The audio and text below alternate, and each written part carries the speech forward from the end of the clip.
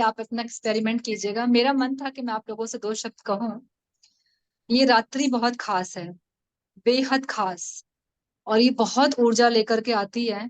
तो प्लीज हो सके तो आप लोग अपना सारा काम 9 बजे तक फिनिश करके 10 से 12 के बीच में कृष्ण का जन्म होता है। तो आज भी वो ऊर्जा हमारे धरती पर है।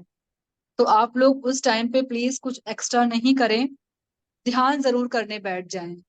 और अगर आपको लगता है कि अभी नहीं छोड़ पाएंगे, तो आप प्रार्थना करें कि श्री कृष्ण जी, जो आपका जन्म हुआ है, हमने कई साल ऐसे मनाए, आज हम ध्यान में आपसे जुड़ के आपका जो जन्म हुआ है अभी वो क्या करना चाहिए, कैसे करना चाहिए, ये हमें पूछना है अपने कान्हा जी से।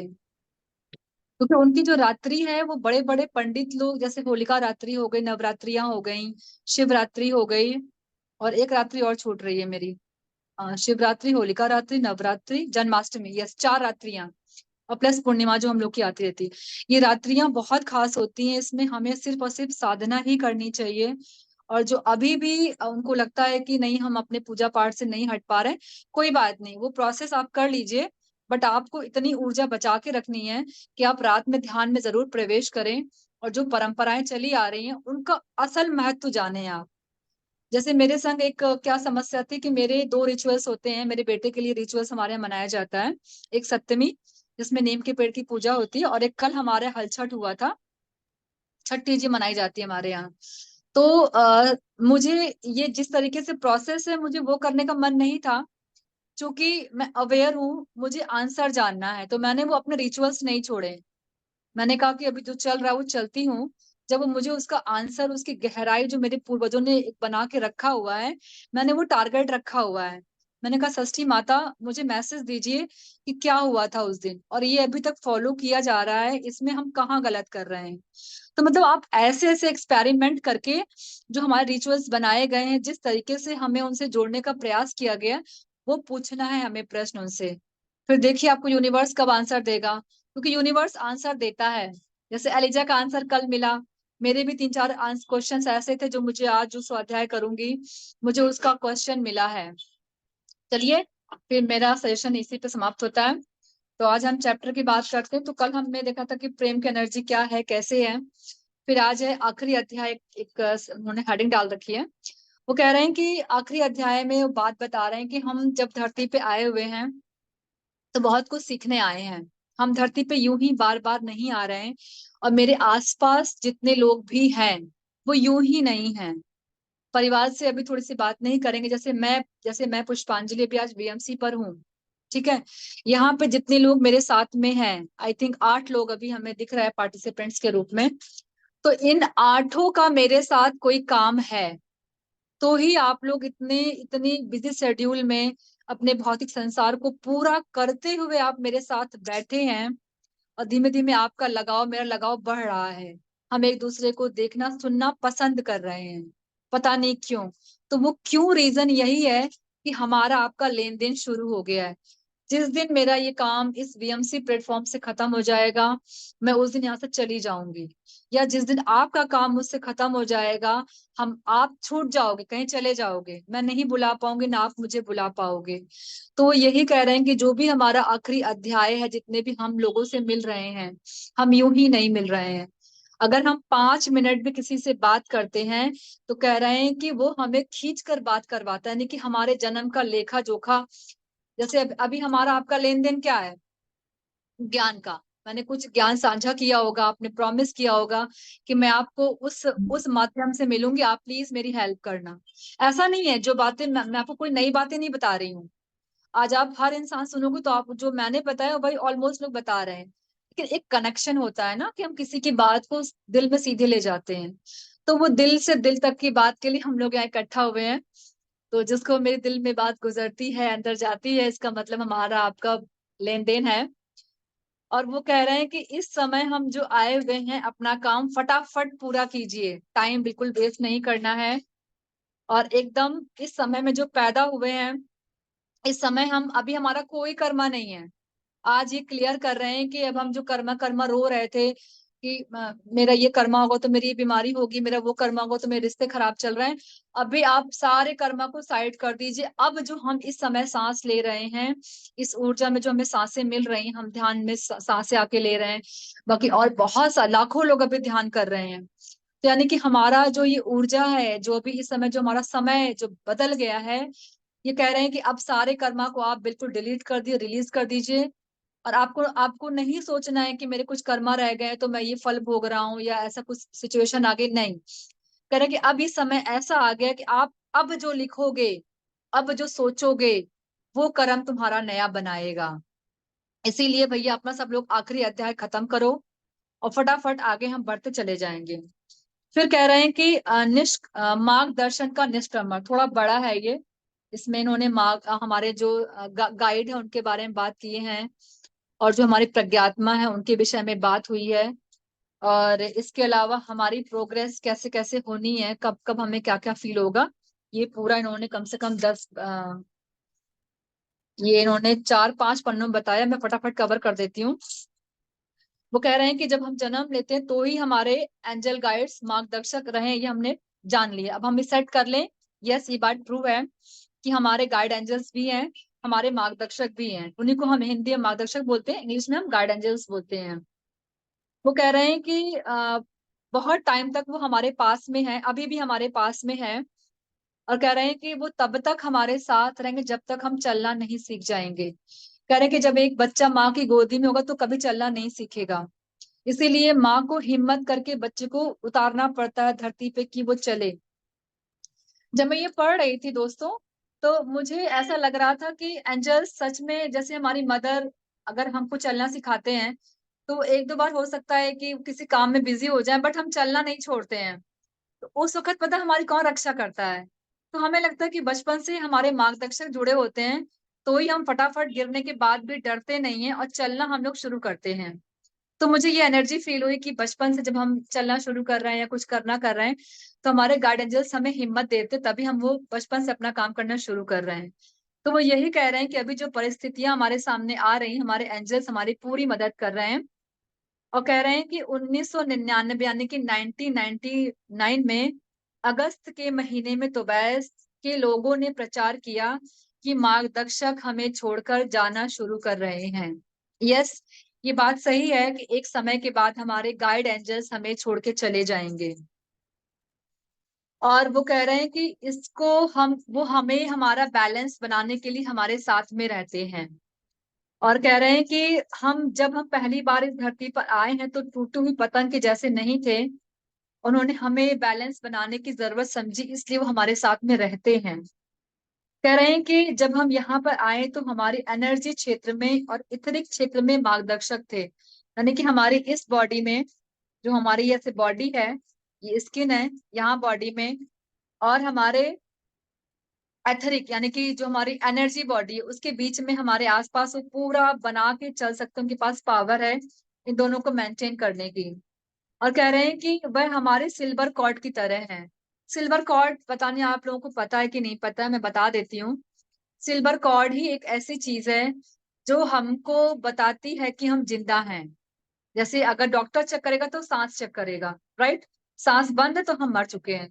बट अगर हम स्पिरिचुअली बात करें, आत्मा जब निकलती है तो एक सिल्वर कलर का एक धुंध सा होता है, उसको लोगों ने सिल्वर कॉर्ड देखा है। जो लोग एस्ट्रल बॉडी की बाहर निकलती है, जो बहुत थोड़ा हाई फ्रिक्वेंसी बढ़ा लेते हैं, तो हमारी नाभि से और एक दूसरी जो हमारी आत्मा होती है उनसे जुड़ी होती है, व्हाइट कलर की सिल्वर वो कॉर्ड होता है, धागा होता है।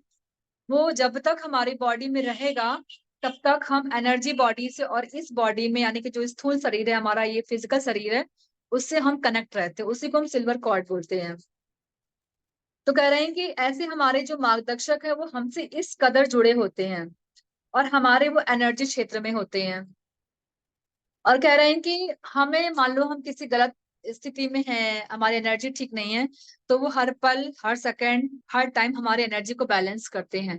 हम कितना भी उथल पुथल हो जाए, हम कोई सामने आ गया, हमने लड़ झगड़ लिया, गुस्सा कर लिया या अजीब सा फील कर लिया, तो हमारी पूरी एनर्जी खराब हो जाती है अगर हम सही से प्रोसेस में नहीं जा रहे हैं।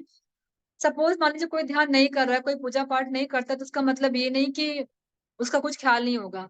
ऑफ कोर्स उसके जो उसके गाइड एंजल्स हैं, मार्गदर्शक हैं, वो उसे हील करते हैं। क्योंकि हम देखते हैं ना, कोई इंसान कितना भी शराबी हो, कितना भी झगड़ालू हो, वो कितना झगड़ा करने के बाद जिंदा कैसे रहता है, वापस से उसके अंदर खून कैसे बन जाता है, खुश कैसे रहता है।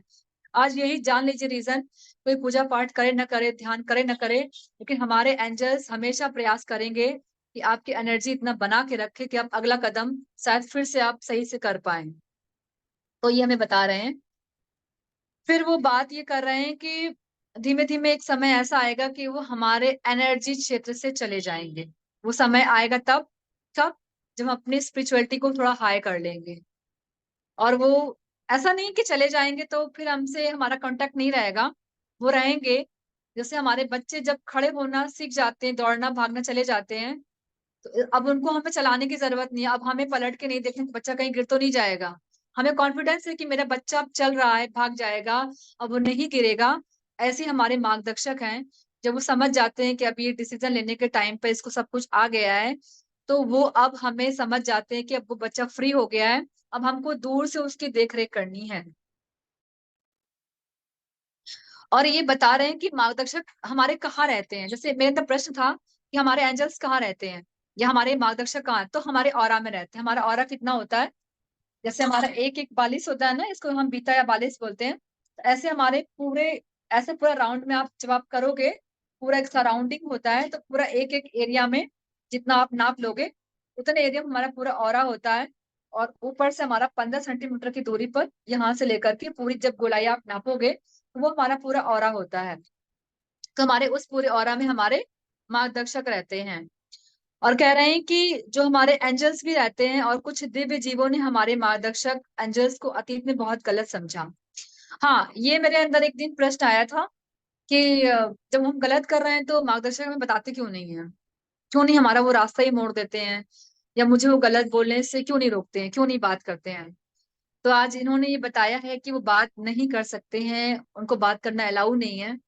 बट वो हमारे पास हमारे साथ रहते हैं, और हमें हमें हमें जो उनकी एनर्जी होती है उनसे वाइब्रेट करते रहते हैं, बताते रहते हैं कि आप सुनो समझो, मैं आपको इशारा कर रहा हूँ। बट उनको बात, वो बात नहीं करेंगे, बट हमारे साथ रहेंगे, हमें इशारा करेंगे। तो शायद पितामा जी ने हमें इसीलिए बोला है कि जब हम ध्यान में रहते हैं, जब हमें खुशबू आती है, एक एनर्जी फील होती है, उनकी बात का तरीका ये है हमारे एंजल्स का। तो ये मेरा पॉइंट क्लियर हुआ।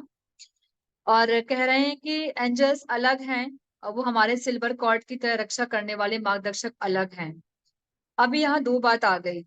कह रहे हैं कि जो हमारे एंजल्स हैं, जैसे अभी एंजल्स जो बाहर बहुत सारे एंजल्स हमारे हैं, किनका नाम ले लें हम। अभी किसी एंजल का नाम ही नहीं याद आ रहा है मुझे। राफेल एंजल का नाम याद आ गया। ठीक है, राफेल एंजल्स हैं और आर्कएंजल हैं। और अभी पता नहीं एंजल्स के नाम नहीं याद आ रहे हैं, तो बहुत सारे मुझे नाम पता है, बट अभी लगता है राफेल मुझे बहुत लव करते हैं, इसलिए मैं राफेल एंजल्स का नाम ले पाई। और आर्क एंजल भी हैं। तो वो कह रहे हैं कि ये एंजल्स अलग हैं, और जो हमारे गाइड दिए जाते हैं वो अलग हैं। मतलब कि आपको कितनी सहायता मिलती है, एंजल्स भी हमारी सहायता करते हैं। और जो हमारे मार्गदर्शक हमारे पैदा होते ही हमको दे दिए जाते हैं, वो भी कह रहे बट वो दोनों अलग अलग है, उनका काम अलग अलग है। कह रहे एक एक क्या करता है, हमारे सिल्वर कॉर्ड की रक्षा करता है।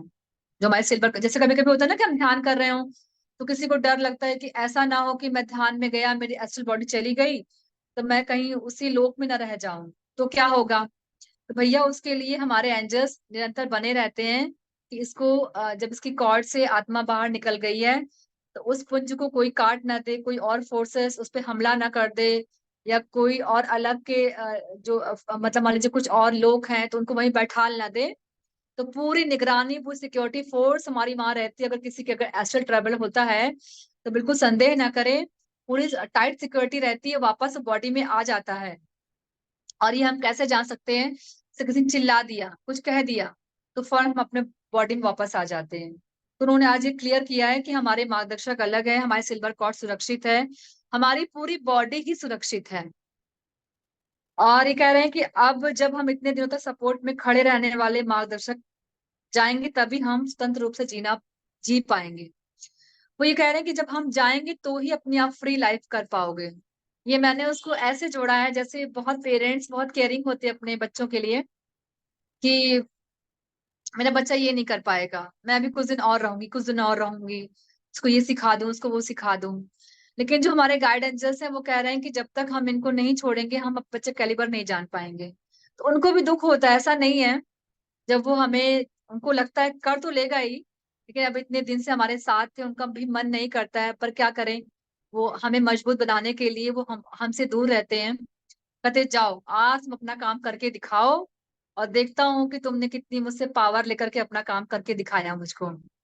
तो बहुत सारे मास्टर्स ने करके दिखाया है। और जैसे अगर हम गिर जाते हैं या पस्त हो जाते हैं, तो वापस वो आ जाते हैं कि मेरा बच्चा नहीं कर पाया, मेरा दोस्त, जो भी आप संबंध रख लो, मेरा दोस्त नहीं कर पाया, तो वापस से आपको वो एक दो चांस और देते हैं, फिर हम करना सीख जाते हैं। तो ये बात ये कह रहे हैं। और कह रहे हैं कि मार्गदर्शक इतने दिन तक हमारे ऑरा में थे, और वो दूर दूर से हमें देखते हैं, वही जो मैंने आपको बताया है कि हमें फ्री कर देते हैं। और ये एक अनुभव की बात बता रहे हैं, एक ध्यानी है। और ध्यानी एक एक जैसे जैसे मैं पुष्पांजलि हूँ, तो मैंने अपना एक एक्सपीरियंस किया हुआ है। मैंने क्या देखा है ध्यान में, कि शिरडी में साईं बाबा जी हैं, सुभाष पत्री जी हैं, और एक कोई दूसरा महान इंसान खड़ा हुआ है। और वो उनके सामने कुछ भी था, वो उसे देख रहे थे। क्या देख रहे हैं, कह रहे हैं कि वह सोचकर जब उसने नीचे देखा तो उसके सामने एक गोला बर्फ का था, वो थाली के बराबर साइज का था। और उस बर्फ के ढेले पर एक छोटा सा टुकड़ा था, और कोई काला कण उसमें हिल रहा था। जब उन्होंने जूम करके उसको देखा, बड़ा करके देखा, तो वो कोई नहीं था, वो पुष्पांजलि थी, वो ध्यानी थी वो, यानी कि मैं थी। मैं कहीं ध्यान के अंदर प्रवेश कर गई हूँ। मैंने वहां ये तीन बड़े बड़े मास्टर्स को देखा, और मैंने अपने आप को देखा कि कोई बर्फ का क्षेत्र है, वो थाली नुमा है, कुछ ब्लैक सा है। जब मैं उसके और पास गई तो वो मैं थी। और मैं उसमें जो है बर्फ में चल नहीं पा रही हूँ, बहुत कठिनाई से बर्फ में चल पा रही हूँ। मैं पैर उठा करके चलने का प्रयास कर रही हूँ। और जो ये तीन लोग वहां दिखाई पड़ रहे थे, हमारे शिरडी के साईं बाबा, सुभाष पत्री जी, और एक कोई और वो हमें बहुत प्यार से देख रहे हैं कि वो कितनी कठिनता से चलने का प्रयास कर रहा है। मतलब मुझे बहुत प्यार से देख रहे हैं पितामा जी, शिरडी साईं बाबा जी, और एक महान गुरु और होंगे, कि मैं कैसे जद्दोजहद करते बर्फ बर्फ के रास्ते में चलना सीख रही हूँ, समझना सीख रही हूँ, और फिर मैं चल पा रही हूँ। और जहां जहां मैं नहीं चल पाई हूँ, थक के हार गई हूँ, तो वहां उन्होंने अपना हाथ भी बढ़ाया है। तो ये बहुत सुंदर एक्सपीरियंस उन्होंने शेयर किया है। और कह रहे हैं कि इसी तरीके से जो हमारे जो लोग भी हैं, एस्टल मास्टर्स हैं, एस्टल गुरु हैं, मार्गदर्शक हैं, वो सब हमें आगे बढ़ा रहे हैं, और इस तरीके से हम आगे बढ़ते जा रहे हैं। बस हमको अपना पूरा मन बनाना है, पूरा संकल्प साधना है। तो कह रहे हैं कि सच में कदम बढ़ाने पर, सिद्ध होने पर ही उसकी वजह से कुछ प्रयोजन होता है। उनसे बाहर आने के लिए वो नहीं छोड़ पाएंगे तो क्या होगा। वो यही कह रहे हैं कि जो हमारी पुरानी रीतियां हैं, धर्म हैं, वो इशारा कर रहे हैं कि उनको अभी समय आ गया है छोड़ने का। उसके लिए आप संकल्प लीजिए। बिना संकल्प के आप वो रास्ता नहीं छोड़ पाएंगे। संकल्प का मतलब ये है कि मैं 21 दिन, 51 दिन, 41 डेज, 90 दिन में करके देखता हूँ। जैसे मैंने अपना छठी माता का व्रत का जो लिया था, मैंने वहां इंक्लूड किया, मैंने इसको व्रत को छोड़ा नहीं। और मैं हर दिन अब इस प्रोसेस में रहूंगी कि माँ छठी वाला जो हलछठ व्रत हमारे यहाँ क्या होता है, इसमें बच्चे के पीठ पे हल्दी की पंजे से छाप लगाते हैं, या अगर बच्चा नहीं स्कूल गया है या किसी के बच्चे बाहर रहते हैं, तो वो बनियाइन पे छाप डाल देते हैं हल्दी का, और उसको रखे रहते हैं। जब बच्चा आएगा तो उसको पहना दिया जाता है। तो मुझे ये सब जानना है कि माँ ये क्या था। तो मैं उस दिन के प्रोसेस से मैं उनसे रोज प्रश्न करती हूँ कि माँ मुझे इसका पूरा प्रोसेस जानना है। तो मुझे श्योर है कि वो एनर्जी जिस वक्त वो प्रेजेंट थी, वो धरती माता ही थी, क्योंकि उसमें ऑलमोस्ट धरती माता की ही पूजा होती है। तो उन्होंने इसको षष्ठी माता के रूप में बोल दिया है। बलराम जी जो जो श्री कृष्ण के भाई हैं, उनकी भी ऊर्जा उसमें शामिल है। और तो बहुत सारे एनर्जीज मास्टर उसमें हैं। तो मैं जरूर वो प्रश्न उनसे डाल रही हूँ, और जरूर मुझे उसका आंसर मिलेगा। तो वो यही कह रहे हैं कि आप लोग संकल्प डालिए, जो भी प्रोसेस करते आए हो ना, उसमें आपको लगता है कि नहीं फेल हो रहा है, मैंने, तो ठीक है, 21 डेज बाद उसको वापस से आप जिस प्रोसेस में थे वापस उसी कंटिन्यूशन में आ जाइए। क्या करना है, लेकिन हम एक रिसर्च साइंटिस्ट हैं, और अभी हम कुछ एनर्जीज मास्टर्स के बारे में उनके मैसेज पता चल गए हैं। तो हमको वो करना चाहिए। फिर ये कह रहे हैं कि अब एक अगला प्रश्न ये है कि अब बात आती है कि अगर सबने हमको छोड़ दिया, हमारे मास्टर छोड़ दिए, सब हो गया, तो क्या हम सच में ये प्रोसेस कर पाएँगे? क्या हम सच में उनके बगैर कोई फैसला ले पाएँगे? अब यहाँ ये बात कर रहे हैं प्रज्ञात्मा। एंजल्स चले गए, गार्ड एंजल्स चले गए। कह रहे हैं कि अब हमारी प्रज्ञात्मा हमारी हेल्प करेगी। उसको बुलाने की ज़रूरत नहीं है। लेकिन वो ये कह रहे हैं कि प्रज्ञात्मा यानी कि जो हमारी हायर सेल्फ है, वो हमारी पूरी सहायता करती है। लेकिन जब तक आप नहीं बुलाएँगे वो भी उसको भी कोई इंटरेस्ट नहीं है। क्योंकि नहीं बुलाओगे तो वो क्यों आपकी हेल्प करेगी? क्योंकि आप जितना सब कुछ सीख कर के आए हो वो प्रज्ञात्मा के पास भरा पड़ा हुआ है। प्रज्ञात्मा खुद चाहती है कि मेरा बच्चा जो नया सीखने गया है और जो पहले से सीख कर के मुझको दिया है, मेरे पास वो ऊर्जा है, मैं उसको डायरेक्टली दे सकती हूँ। हम लोग डायरेक्ट एक-दूसरे से आदान-प्रदान कर सकते हैं। तो आज ये जो जो जैसे अभी हम लोग की क्या हैबिट है कि हम लोग भगवान से हर चीज़ माँगते हैं, कि प्रभु अभी मैं यहाँ फँस गया हूँ तो मेरा ये कर दो, तो वो कर दो। तो वो तो वो ये कह रहे हैं कि अभी आप हाई एनर्जीज़ मास्टर्स के पास नहीं जाएँ, आप अपने प्रज्ञात्मा से भी कह सकते हो, वो आपको फ़ौरन दे देंगे। और उसमें उनकी ज़्यादा एनर्जी बढ़ाने की भी ज़रूरत नहीं है, आपको बहुत डाउट रखने की ज़रूरत सिंपल ध्यान से हमारा हो जाएगा। हमने प्रज्ञात्मा से पूरा अपनी एनर्जी बढ़ाई, उनसे अपनी बातचीत की और वो वाइब्रेशंस के थ्रू या किसी मैसेज के थ्रू हमें बता देंगे। और कह रहे हैं कि जब तक हम उन्हें आने के लिए नहीं कहेंगे, वो हमारे पास नहीं आती हैं, हमसे नहीं मिलेंगी और हमारे अस्तित्व को अंगीकार करके हमारे अंदर मिलाने की दिलचस्पी हमारे अंदर कैसे दिखाती हैं वो?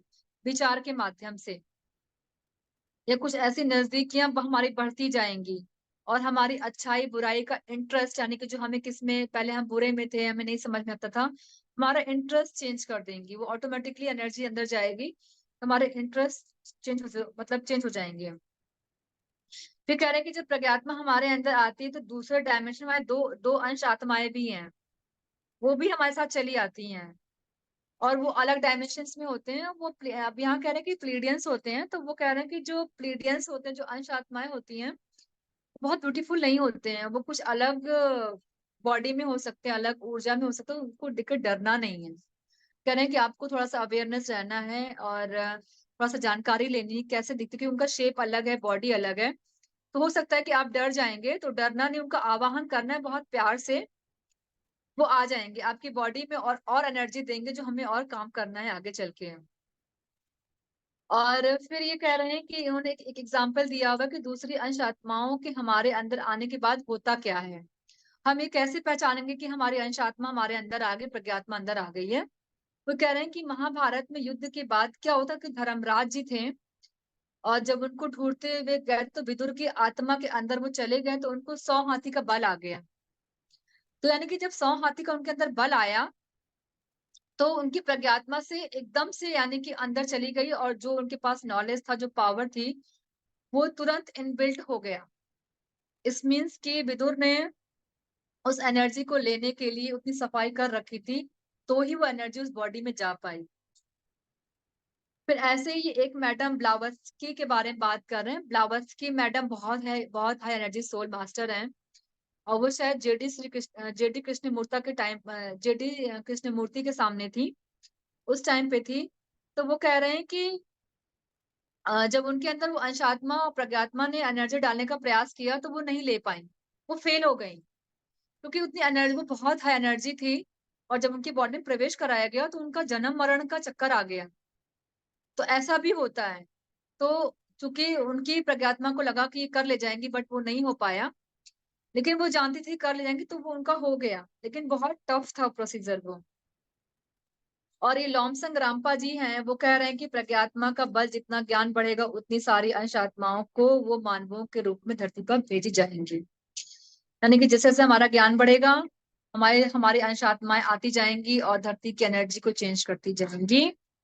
तो आज का हमारा ये खत्म हुआ। तो किसी को कुछ क्वेश्चन पूछना है